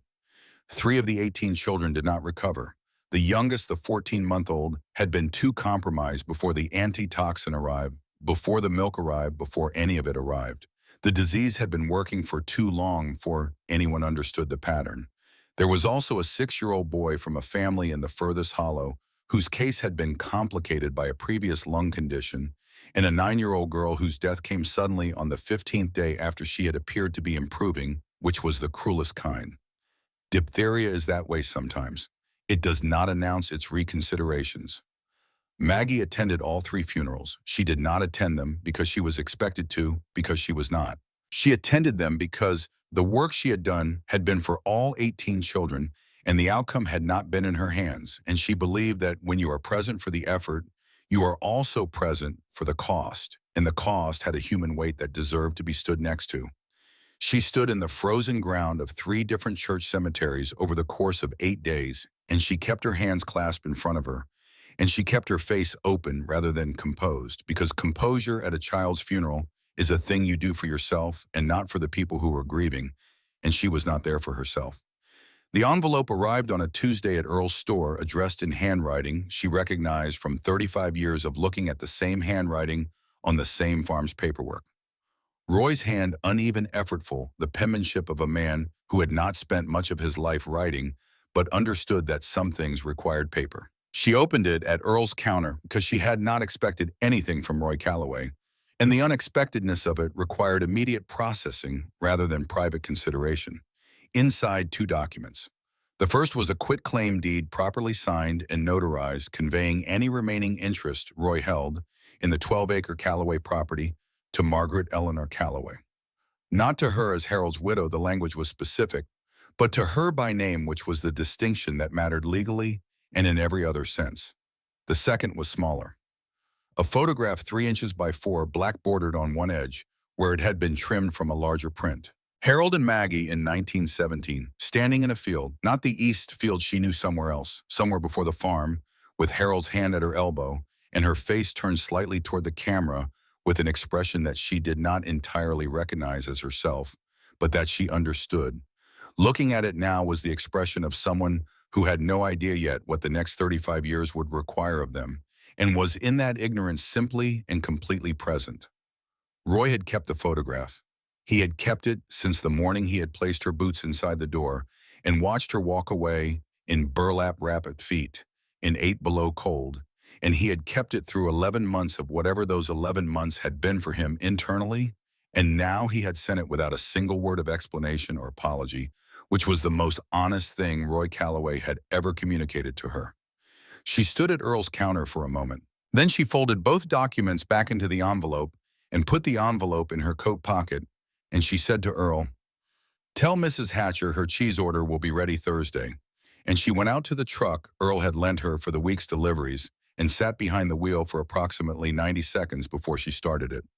The photograph she hung in the inner cave in the aging room on the wall between the third and fourth rows of cheese wheels, where the temperature never varied and the air was always still. It was the same wall where the first fire's smoke had blackened the stone in the early weeks. The blackening had faded slightly as the wall was cleaned over time, but the remnant of it was still visible, and she hung the photograph against that remnant, and it stayed there. Daniel Marsh came back in March with his instruments and his notebooks and a junior colleague from the University Extension Office, a younger woman named Patricia, who took measurements with a competence and efficiency that Maggie appreciated. They spent 3 days doing what Daniel had described, documenting the temperatures, the airflow rates, the milk production numbers relative to the animal housing conditions, the structural specifications of the ventilation system, the geological characteristics of the spring. Maggie answered every question fully and did not withhold information because the work deserved documentation, and the documentation would outlast everyone present. The report was published through the University Extension Office in late April. Daniel brought her a copy. She read it at the kitchen table in the farmhouse above the hollow, the small house Clara had helped her build the previous autumn on the flat ground above the original chamber entrance. 2 rooms and a sleeping loft, simple and solid, nothing Harold's brother could claim any interest in. She read through the technical sections with the attention she brought to anything technical and found them accurate and well-constructed.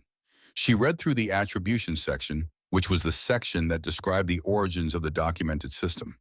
Her name appeared once in the 3rd paragraph of the background section, local farmer Margaret Calloway. The system was attributed in the language of academic documentation to a study of naturally occurring conditions that had been in Daniel's phrasing, further developed and refined through practical application. His name appeared 11 times.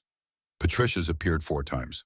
The USDA framing positioned the work as a research finding rather than a documentation of something someone had invented, which was the framing that made the work publishable in extension channels, but which also systematically removed the fact that a 63-year-old woman with 2 books and a broken shovel had conceived of and constructed the entire system from observation and retained knowledge before anyone with a university credential had come within 20 miles of the hollow. Maggie set the report down on the table with the care she used for things she was deciding how to respond to rather than reacting to, which was the same care she used for everything. Daniel was sitting across from her.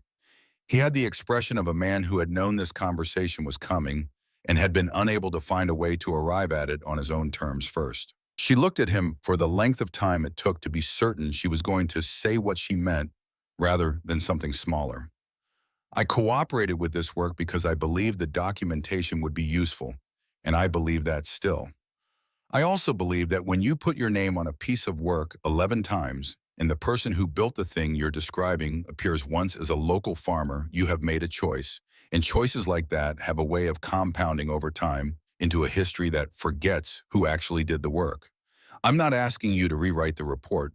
I'm asking you to understand what you did so that you don't do it again to the next person who lets you in the door. Daniel did not defend himself. To his credit, and Maggie registered it as credit, he simply looked at the report and then looked at her and said, "You're right, I should have come to you about the attribution before it was printed." He held the silence that followed. "Then I'd like to correct it in the next publication. I'm writing a follow-up piece for the State Agricultural Journal. I want to attribute the development of the system correctly." She told him she would cooperate with the follow-up on that understanding. He held to it, and the journal article the following year described the system as the work of Margaret Calloway of Harlan County, with the geological and agricultural knowledge base that had produced it laid out in specific and credited detail. Maggie read that version with a different quality of attention, still critical, still looking for accuracy, but with something underneath the critical attention that was not satisfaction exactly, but was in the neighborhood of things finally being called by their right names. Roy Calloway came in April alone on a Thursday morning when the hollow was damp with the first real warmth of the year and the terraces above were showing the green beginning of what the winter wheat she had seeded in October was doing with the particular energy of seeds that have been waiting. He walked down from the ridge path on his own, no Beverly, no lawyer, no buffer of any kind. He was 67 and the winter had been in him the way hard winters get into men of that age more permanently than they used to. He stood at the entrance to the outer chamber for a moment and looked at what had been built in 11 months, which was the kind of looking that required time because the scope of it was not immediately comprehensible. Then he came inside. Clara saw him first and went very still for a moment, the way the body goes still when it is deciding something before the mind has finished deliberating. Then she picked up the milk she had been carrying and took it to the inner passage and left the two of them in the outer chamber. Roy did not speak immediately. He looked at the milking stands and the stall arrangement and the ventilation system's surface registers, the hollow log openings in the ceiling that brought surface air down and moved stale air up, which were visible from inside as a pattern of regular apertures in the earthen ceiling that a person who understood what they were looking at would recognize as engineered.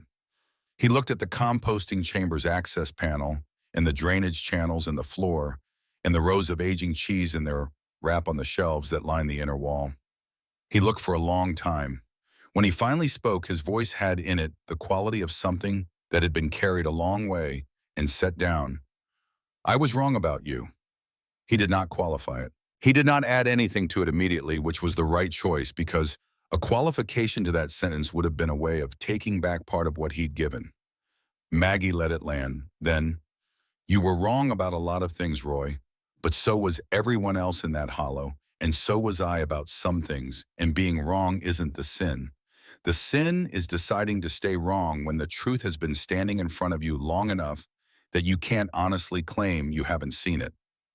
He looked at the floor of the chamber, which was swept stone clean and practical. He asked her how she had known what to do, not about any specific thing, but generally structurally. How had she known that this was possible? She thought about this question honestly before answering it because it deserved honesty rather than a satisfying summary.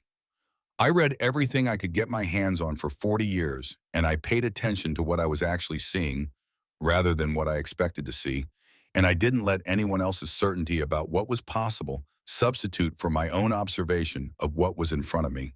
That's the entire method." He came back the following week, and the week after that.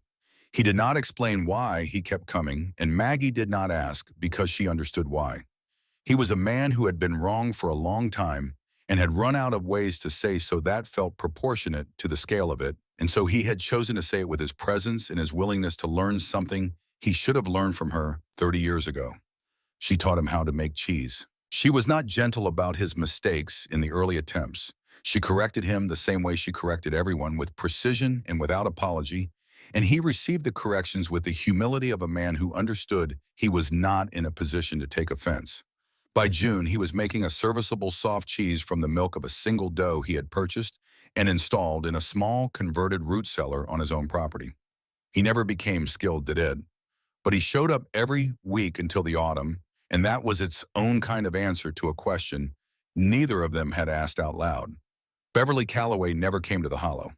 This was not discussed.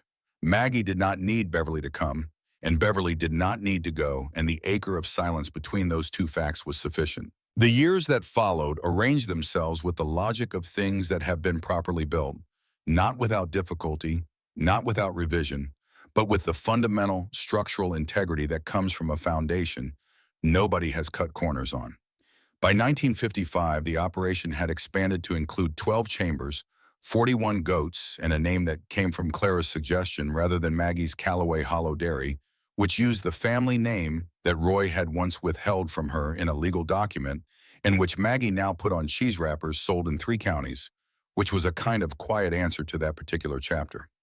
Clara filed for divorce from Dennis Sykes in the spring of 1954 through a lawyer in Harlan who had been referred to her by the same retired circuit court clerk who had helped Maggie with the title question. The process took 14 months and was not without its complications, because Dennis Sykes was a man who responded to the removal of his advantages by making the removal as difficult as possible, which was consistent with everything Maggie had observed about him in 2 meetings. Clara handled it with the same focused practicality she brought to the dairy's distribution accounts, identifying what needed to be done, doing it, moving to the next thing. She did not require Maggie's help with the emotional content of it, which Maggie respected completely, and she did not pretend it was easy, which Maggie also respected. When the final papers came through in the summer of 1955, Clara read them at the kitchen table and then went out to the terrace and sat in the evening light for a while without saying anything to anyone, and Maggie left her alone there and let the evening do whatever work it was going to do. Ruth Elkins died in the spring of 1955 in April when the Pigeon Creek Hollow was doing its annual astonishment with redbuds and the kind of air that makes you briefly credulous about renewal. She died in her sleep, which was consistent with the way she had lived without drama, without making a fuss on her own terms, in her own house, with the composition books in their rows on the shelves, and the garden already showing the first green of that year's planting. Maggie found out from a neighbor who passed the hollow road 2 days after and stopped to say so. She walked to Pigeon Creek that afternoon and sat on Ruth's porch for a while before going inside. The composition books were all there, 14 of them, the ones she had cataloged on her first visit and studied on subsequent ones. The accumulated 30-year observational record of a woman who had applied a military nurse's rigor to the study of a piece of mountain ground and had filled the results into composition books that the county would have put in a storage box and forgotten about if Maggie had allowed it. She did not allow it. She carried the books to the Harlan County Library in 2 canvas bags over 2 trips and had a conversation with the head librarian, a patient woman named Mrs. Vernon, that lasted 45 minutes and resulted in the books being cataloged as the Ruth Elkins collection and placed on open shelves in the reference section with a typed card noting their contents and their donor. Maggie's condition was the one she always attached to donated knowledge. These must be on a shelf where anyone can reach them, not in a back room where they require permission to access. Mrs. Vernon agreed without requiring the full explanation of why that condition mattered, which meant she had already understood the principle, which meant she was the right person to be in charge of the books. Daniel Marsh brought students to the Hollow for the first time in the fall of 1955, 4 of them agricultural engineering undergraduates who arrived with notebooks and the particular combination of confidence and ignorance that is specific to people who have been educated extensively in a subject they have not yet been forced to apply. Maggie spent a morning with them and answered questions and demonstrated the ventilation system and the cave temperature regulation and the composting heat transfer, and she did not simplify any of it. If they could not follow the explanation at the pace she gave it, they could ask questions and she would answer those too, but she was not going to perform her knowledge at a lower level than it operated because she was addressing people who were 30 years younger than she was. 2 of the 4 asked good questions. One of those 2 came back the following spring on his own without the group to ask about the drainage system's design, and the conversation they had that afternoon went on for 3 hours and covered more ground than any of the formal documented sessions had. She did not record the conversation, but she remembered it, which was better. By 1969, families in the hollows of eastern and southeastern Harlan County were operating earth-sheltered dairy or mixed livestock systems based in varying degrees on what Maggie had developed and taught. Each operation was different because each hollow was different. The limestone geology varied, the slope aspects varied, the water table varied. And Maggie had never taught a formula, had always taught a method of observation and adaptation, which meant the systems people built from her teaching were genuinely theirs, fitted to their specific ground, which was the only kind of system that was going to work in terrain that did not submit to standardization.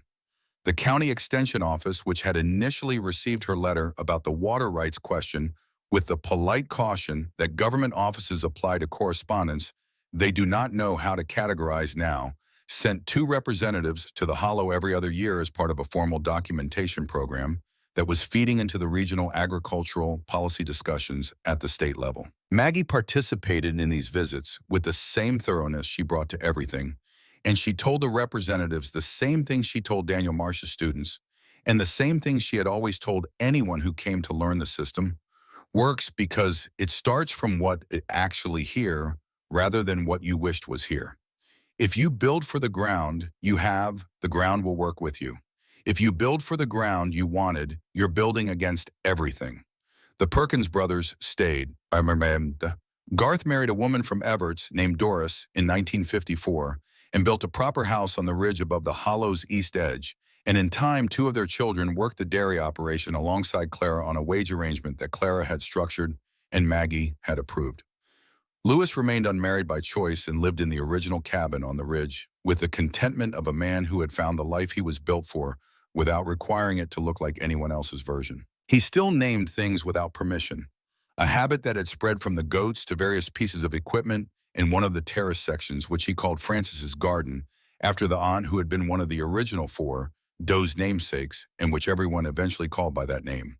Clara managed the business side of the dairy with the precision she had always had for numbers and an additional quality that had developed over the years. She was good with people in the specific way that a person is good with people when they have spent time being a person to whom things were done rather than a person who does things, because that experience, if it doesn't break you, makes you attentive to the difference in a way that nothing else quite does.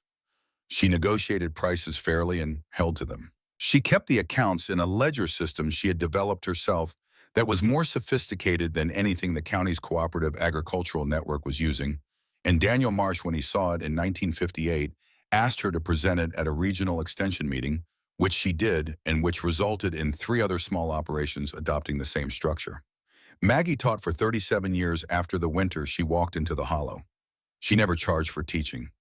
The principle she had stated early and maintained completely, that knowledge was not hers to sell, that it passed through her and she was simply responsible for not dropping.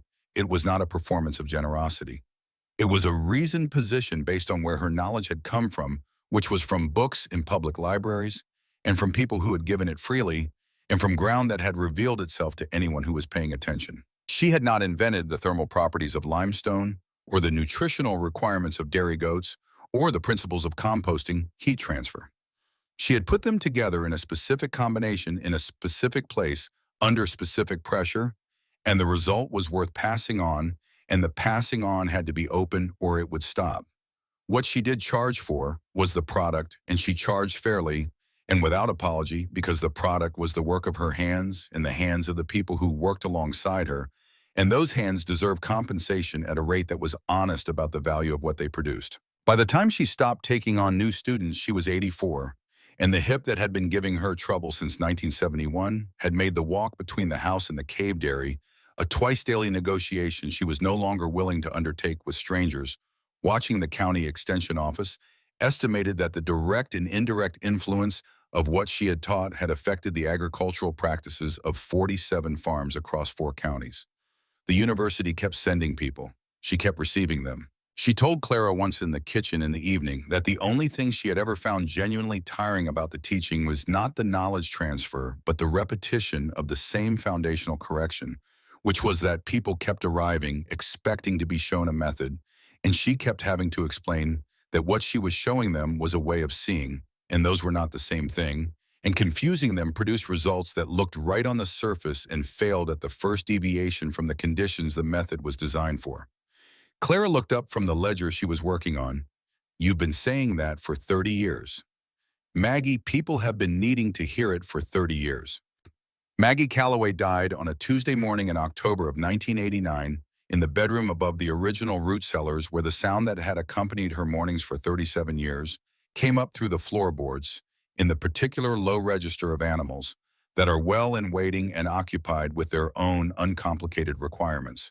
She was 99 years old. Clara was with her and Garth and Doris's daughter, who had worked the dairy for 15 years and considered herself with justification part of the household, and Lewis Perkins, who was 84 himself, and who had walked down from his ridge cabin at 4 in the morning because he said he had woken up and known it was time, which was the kind of statement that would have been difficult to evaluate coming from anyone else, but that from Lewis simply seemed like the kind of information he had always been able to receive about things he paid attention to. On the bedside table, the geological survey book. Its cover had separated from the spine in 1967 and been reattached with bookbinding glue that Clara had sent away for specifically, and the repair had held for 22 years, though the spine had the slight, puffed quality of something that had been taken apart and put back together, which the book was not ashamed of. The back pages, the ones she had not burned that first night, the ones she had used for kindling and for drawing early plans and for whatever had needed paper.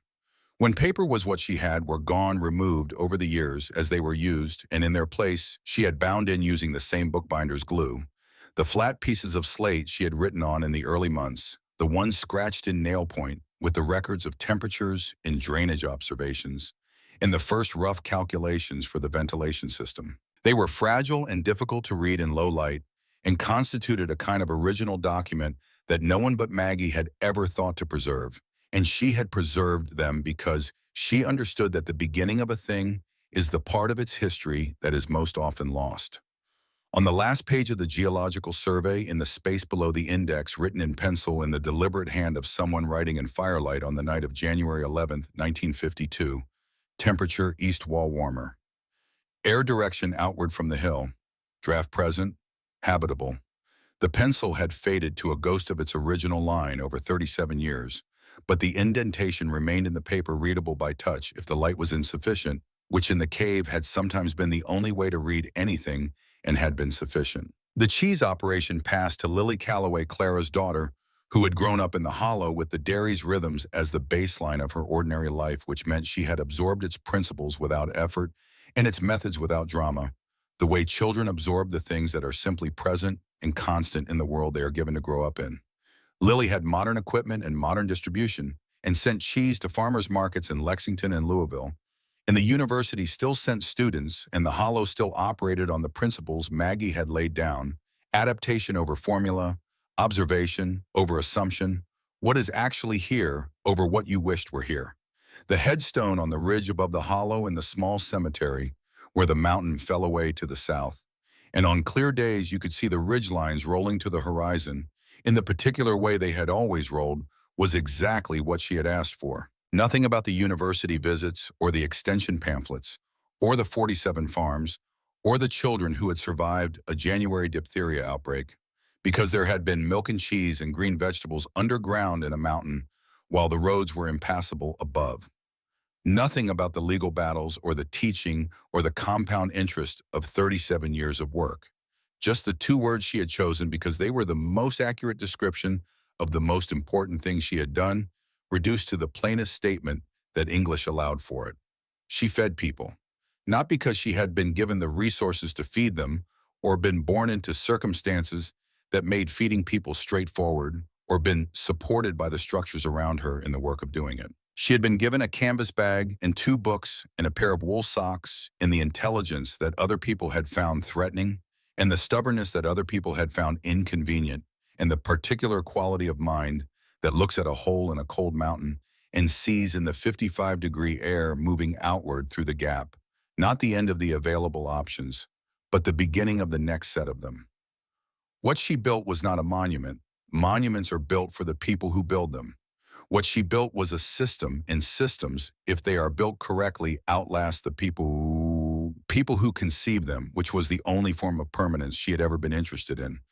The limestone under the hollow would hold its temperature for as long as limestone held its temperature, which was a longer guarantee than any institution she had ever been offered membership in. The spring would run until the water table changed, and the water table changed on geological time, and she was content to leave that question to whichever of her descendants was paying attention in the relevant century.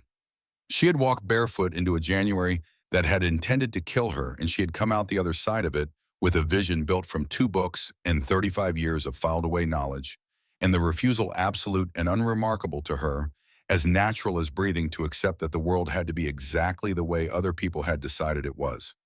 That refusal was not heroic in her own accounting. It was simply accurate. The world was not fixed. It was made of the same materials that everything else was made of, and materials responded to the application of sufficient knowledge and sufficient patience and sufficient willingness to be wrong about specific things on the way to being right about the larger one. She had been wrong about specific things. She recorded them in the same notebooks she used for everything else with the same absence of self-pity she applied to failed cheese batches as information as the basis for the next adjustment. She had been wrong about how long the title question would take to resolve. She had been wrong about how much capacity the original ventilation system had before it needed expansion.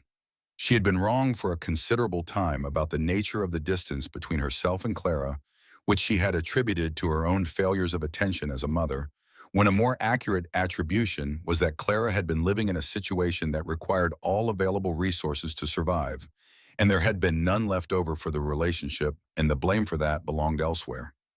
She had not been wrong about the ground. The ground which had been considered the obstacle in every conventional account of what was possible in eastern Kentucky too, steep, too rocky, too depleted, too far from the rail lines and the markets, and the institutional support that farming in easier terrain could take for granted, the ground had turned out to be the asset.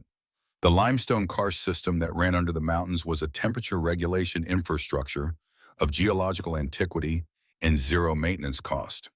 The south-facing slopes were solar collection surfaces built at precisely the angle that maximized winter sunlight. The isolated hollows that had always been described as the source of the region's poverty were, if you paid attention to what they actually contained, rather than what they failed to contain, by comparison with somewhere else, a set of conditions that could support life year-round in ways that the conventional alternatives could not.